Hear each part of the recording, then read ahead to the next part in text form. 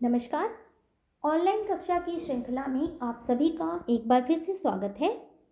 हम पढ़ रहे थे प्राचीन एवं मध्यकालीन काव्य, जिससे इससे पूर्व की कक्षा में हमने अध्ययन किया था हमारे बीए फर्स्ट ईयर के पाठ्यक्रम में ही प्राचीन एवं मध्यकालीन काव्य के अंतर्गत ढोला मारूरा दुहा के कुछ पदों का ढोला मारूरा दुहा, जो कि राजस्थानी लोक गाथा है, और उनके पदों का हमने अध्ययन किया था, जो कि हमारे पाठ्यक्रम में संकलित है।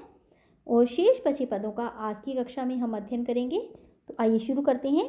प्राचीन एवं मध्यकालीन काव्य ढोला मारूरा दुहा राजस्थानी लोक गाथा है, ये प्रेमाख्यान काव्य है और ढोला मारू के प्रेम को अभिव्यक्त करती हुई एक लोक कथा है ये। आइए शुरू करते हैं। बाळों बापा देसड़ों पाणी संधि ताती, पाणी के रई कारणी प्रीछण रई अधराती। तो यहाँ पर जो मारवणी है, ढोला मारूरा दुहा से पहले तो मैं बता दूं कि ये पद लिया गया है, और इस पद में ढोला की पत्नी मालवणी, ये भी मालवणी का ही कथन है। और मालवणी जो है मरुधर प्रदेश मारू के पियर की निंदा करती हुई कहती है, बालों बाबा देसड़ा, हे बाबा मैं तो ऐसे देश को जला दूंगी। पानी संधि तांती, जिस स्थान पर पानी की सदैव, तांती शब्द का अर्थ होता है कमी, कमी बनी रहती है, पानी की सदैव वहां पर कमी होती है और चिंता रहती है। पानी के रई कारण प्रिय छड़ई अतिराती, और पानी के लिए ही, पानी के कारण ही जो प्रिय है वो अपनी प्रियतमा को आधी रात को छोड़कर चला जाता है। मतलब कारण क्या है कि यहाँ पर रात में अपनी प्रियतम जो है अपनी प्रियतमा को छोड़कर आधी रात में पानी लाने के लिए, दूर से कुओं से पानी लाने के लिए अपनी प्रियतमा को छोड़कर चला जाता है। प्रियतम, तो ऐसे स्थान पर मैं नहीं रहना चाहती और ऐसे देश को मैं अच्छा नहीं मानती और ऐसे देश को मैं जला देना चाहती हूँ। बाळो बाबा देसड़ऊ पाणी संधि ताती, पाणी करे कारणई प्रीछड़ई अधिराती। हे बाबा मैं तो ऐसे देश को जला दूं जहां पर सदैव पानी की ऐसी कमी रहती है कि वहां पर प्रियतम अपनी प्रियतमा को आधी रात को छोड़कर पानी के लिए चला जाता है। तो यहाँ पर क्या है, इसमें ये बताया गया कि पानी की कमी को दिखाया गया है और मारवाड़ का पानी की कमी के रूप में यथार्थ चित्रण किया गया है कि किस प्रकार से एक प्रियतमा अपने प्रिय के लिए विरह में तड़पती है और प्रिय उसे पानी लेने के लिए छोड़कर चला जाता है। तो यहाँ पर भी मारवाड़ प्रदेश के जो भौगोलिक स्थिति को, वहाँ की पानी की कमी को प्रदर्शित करता है ये पद। आगे बढ़ते हैं और अगला पद देखते हैं। बाबा मैं देश मारूबा सूथा एवड़ा हाय, कंधी कुहाड़ो सिरी खड़ऊ बासों मंची थला। ये पद है ढोला मारूरा दुहा से, जिसमें कि एक नायिका, एक कुमारी नायिका है, कुमारी कन्या जो है, कुंवारी है, वो अपने पिता से ये निवेदन कर रही है कि मेरा रिश्ता आप कहाँ मत करना, मरुधर प्रदेश में, मारवाड़ में मेरा रिश्ता मत करना। वो क्या कहती है वो अपने पिता से, बाबा मैं देसई मरुबा सूथा एवड़ह, मुझे, हे बाबा मुझे मेरा रिश्ता आप मरुधर प्रदेश में मत करना, और जहाँ पर सीधे साधे गडरिये हूँ ऐसे घर में मुझे मत देना, ऐसे घर में मेरा विवाह मत करना। ये वाला शब्द का अर्थ होता है गडरिया, ठीक है। कंधे कुहाड़ा सिरी खड़ऊ बासव मंची थलाहा, वो स्थान तो ऐसा है जहाँ पर सदैव ही कंधे पर तो कुल्हाड़ा लेकर, सिर पर घड़ा लेकर पानी की तलाश में रेतीली भूमि पर निवास करना पड़ता है। तो मुझे ऐसे स्थान पर नहीं जाना, मेरा जीवन मुझे ऐसे स्थान पर नहीं बिताना, इसलिए आप मेरा विवाह एक ऐसे मरुधर स्थान पर मत करना। तो यहाँ पर एक कुंवारी नायिका जो है अपने पिता से निवेदन कर रही है कि बाबा मुझे ऐसे मरुधर स्थान पर मत ब्याना जहाँ पर सूधा एवारा, जहाँ पर सीधे साधे गडरिये रहते हों, भेड़े चराते हों। वहाँ का तो जीवन ऐसा है जहाँ पर कंधे पर कुल्हाड़ा, सिर पर घड़ा और रेतीली भूमि पर निवास करना पड़ता है। मुझे ऐसा जीवन नहीं चाहिए, तो मुझे ऐसे स्थान पर मत ब्याना। इस पद में क्या है कि मारवाड़ प्रदेश के बारे में बताया गया कि वहाँ पर ज़्यादा क्या है, गडरिये, क्योंकि वहाँ पर भेड़ पालन का कार्य बहुत होता है और वहाँ की भूमि क्या है, रेतीली है, जल की कमी है, इसलिए सिर पर घड़ा सदैव ही रहता है और उसके लिए पानी के लिए इधर उधर भटकना पड़ता है और गडरिये रहते हैं, भूमि रेतीली है। तो वहाँ का मारवाड़ प्रदेश का, मरुधर प्रदेश का जो है भौगोलिक चित्रण ये पद करता है। आगे बढ़ते हैं और अगला पद देखते हैं। बाबा में देसई मारूबा वरकुवारी रहसी, हाथी कचोलों सिरी खड़ऊ सींचतिया मरेसी।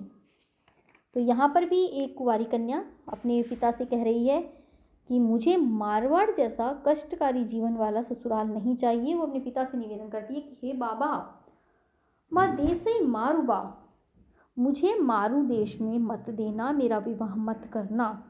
वर कुंवारी रहसी, उससे तो अच्छा मैं कुंवारी रहना ही पसंद करूंगी, मुझे ऐसे स्थान पर विवाह नहीं करना। हाथी कचोलो सिर घड़ऊ सींचतीय मरेसी, जहाँ पर मुझे सदैव हाथ में तो एक कटोरा, सिर पर घड़ा और उससे पानी ढोते ढोते ही मैं सींचते सींचते ही मर जाऊंगी, ऐसा वहाँ का जीवन है। तात्पर्य ये है कि वहाँ पर क्या है, पानी की कमी है, पानी भरने के लिए घड़ा सिर पर ले जाना पड़ता है, एक स्थान से दूसरे स्थान पर पानी लाना पड़ता है और पानी क्या है, बहुत नीचा होता है, उसे निकालने के लिए कटोरों से निकालना पड़ता है, कटोरे से घड़े को भरा जाता है, बहुत कम मात्रा में पानी होता है, कटोरे से घड़े को भरा जाता है, तो गहरे गहरे कुएं या गड्ढों से पानी निकालना पड़ता है और ऐसी स्थिति में ये कार्य करते करते ही मेरे तो प्राण ही निकल जाएंगे। तो ऐसे जीवन से, ऐसी दिनचर्या से तो मैं कुंवारी रहना अधिक उत्तम समझती हूँ, अधिक पसंद करती हूँ। तो मुझे ऐसे देश में मत ले आना, मुझे ऐसे देश में विवाह करके मत भेजना। तो यहाँ पर एक कुंवारी कन्या का अपने पिता से निवेदन है कि बाबा मैं देश मारूबा वर कुंवारी रहसी, हाथी कचोलो सिरे खड़ो सींचतिया मरेसी। हे बाबा, मुझे मारू देश में मत ब्याना, उससे तो अच्छा मैं कुंवारी रहना पसंद करती हूँ। हाथी कचोलो, जहाँ पर हाथ में तो कटोरा, सिर पर घड़ा रखना पड़ता है और उस पानी को ढोते ढोते ही मैं मर जाऊंगी, ऐसे वहाँ का जीवन है, मुझे ऐसा जीवन नहीं चाहिए। तो मारू देश में नारी के जीवन को यहाँ पर बहुत ही प्रभावशाली रूप में चित्रण किया गया, मार्मिक चित्रण किया गया है कि किस प्रकार से वहाँ की नारी का जीवन है, जो घड़े में पानी भरती भरती अपना जीवन व्यतीत कर देती है और मारू प्रदेश की जल की कमी को भी यहाँ पर व्यक्त किया गया है। आगे बढ़ते हैं और अगला पद देखते हैं। ढोला मारूरा दोहा से संकलित है जो। मारू थाई देसड़ई एक ने भाजे रिड, उच्चालो के अवसरणों कै फाको के तिड। तो ये अवतरण भी क्या है, ढोला मारूरा से लिया गया है और यहाँ पर मारवाड़ी, यहाँ ये मारवाड़ी का कथन है और मारवाड़ी जो है मरु प्रदेश की निंदा कर रही है और मालवणी से कह रही है। यहाँ पर मारवाड़ी को कौन कह रहा है, मारवाड़ी को कह रही है मालवणी और मरु प्रदेश की निंदा कर रही है वो, और कहती है मालवणी का कथन है, वो कह रही है कि हे मारू, थाकई देसड़े, तुम्हारे देश में तो एक न भाजे रिंड, कोई भी कष्ट कभी भी समाप्त नहीं होता, एक भी कष्ट समाप्त नहीं होता। उचालो के अवसरण कई फाकल कई तिड़, वहाँ पर तो कभी तो उचाला की स्थिति अर्थात अकाल की, उचालो का अर्थ है अकाल की स्थिति बनी रहती है, कै अवसरों, और कहाँ कभी कभी तो अनावृष्टि की स्थिति बनी रहती है, अर्थात वर्षा नहीं होती, तो अनावृष्टि की स्थिति रहती है। कै फाकल, कहीं कभी कभी तो टिड्डी और फिड़कलियों का दल भी आ जाता है। कै तीड़ई, और कभी कभी तो ऐसी स्थिति होती है कि टिड्डी दल आक्रमण कर देता है और पूरे खेत को ही नष्ट कर देता है। तो इस प्रकार से यहाँ पर तुम्हारे सदैव जो है मरुधर प्रदेश में कोई ना कोई समस्या, कोई ना कोई कष्ट सदैव बना रहता है। एक बार फिर से सुनिए। मारवणी को कह रही है यहाँ पर मालवणी, और वो कह रही है कि हे मारू, मारू था कई देश रहे, हे मारवणी तुम्हारे देश में एक न भाजी रिड, एक भी समस्या कभी भी दूर नहीं होती, सदैव कुछ ना कुछ समस्या खड़ी रहती है। कभी तो उच्चालो के अवसरणों कई फाकई कई तिंड, या तो कभी अकाल की स्थिति रहती है या कभी अनावृष्टि की स्थिति, और नहीं तो कभी तिल टिड्डी और फिड़कलों की स्थिति बनी रहती है, जो कि पूरी की पूरी खेती को ही नष्ट कर देते हैं। टिड्डी दल अपना इस प्रकार से आक्रमण करता है। तो इस पद में मारवाड़ प्रदेश की विपन्न दशा को, वहाँ की कमियों को और वहाँ की परिस्थितियों को दिखाया गया है कि किस प्रकार से वहाँ के लोग उस देश को छोड़कर चले जाते, क्योंकि वहाँ की ऐसी स्थितियाँ कि वहाँ कभी तो अकाल की भयंकर आपदा आ जाती है, कभी अनावृष्टि आती है, जल की कमी हो जाती है, वर्षा समय पर नहीं हो पाती है, तो कभी खेतों को टिड्डी का पूरा दल, पूरा समूह है क्या नष्ट कर देता है। किस प्रकार से मरुधर प्रदेश के जो वासी हैं, जो निवासी हैं, किस प्रकार से अपना कष्टमय जीवन व्यतीत करते हैं। आगे बढ़ते हैं और अगला पद है झिणभोई पनग पियणा, कैर कटाला रूख, आके फोगे छाहड़ी, हुछा भाजई फूक। यहाँ पर भी मारवणी जो है उससे कह रही है मालवणी, मालवणी का कथन है ये, और मालवणी कह रही है किससे, मारवणी से। कहती है जिणभुई पनगर पियणा, कैर कटाला रूख, तुम्हारा तो मरुधर प्रदेश ऐसा है जिस भूमि पर कौन है, पियणा, पीवड़ा सांप, तुम तो ऐसी भूमि से आई हो, ऐसे देश से आई हो जहां पर पीवड़ा जैसा भयंकर सांप रहता है। कैर कटाला रूख, और वहां पर वृक्षों के नाम पर कौन कौन से वृक्ष हैं, केर और कटार के वृक्ष वहां पर वृक्षों के नाम पर माने जाते हैं, उनके समान रूख है, रूख मतलब वृक्ष या पेड़। आक के फोगे छाहड़ी, और वहां पर छाया के लिए क्या है, आक और फोग के वृक्ष तो छाया के रूप में मिलते हैं। हूछा भाजई फूक, और भूख मिटाने के लिए क्या करते हैं, हूछा, हूछा शब्द का अर्थ है भूरट, एक घास होती है उसके बीज, भूरट के बीज, भूरट रूपी घास के बीज, तो हूछा भाजई फूक, भूरट घास के बीजों को खाकर ही भूख मिटानी पड़ती है। तो ऐसा तुम्हारा प्रदेश है, किसी को भी जो अच्छा नहीं लगेगा। तो यहाँ पर मालवणी जो है मरुधर प्रदेश की निंदा करते हुए मारवाड़ी को कहती है कि जिनभुई पन्नंगा पियणा, कैर कटाला रूख, आके फोके छाहड़ी, हूछा भाजई फूक। तुम तो ऐसे प्रदेश से आई हो जहाँ पर पियणा नापीवड़ा सांप रहता है भयंकर, जो कि श्वास से ही विष फैला देता है, जान ले लेता है। कैर कटाला रूख, और वहां पर केर और कटार जैसे वृक्ष हैं, वृक्षों के रूप में किन्हें माना जाता है, केर और कठार को, और छाया के रूप में छाया जो देने वाले वृक्ष माने जाते हैं वो है आक और फोग, छाया रूपी वृक्ष है।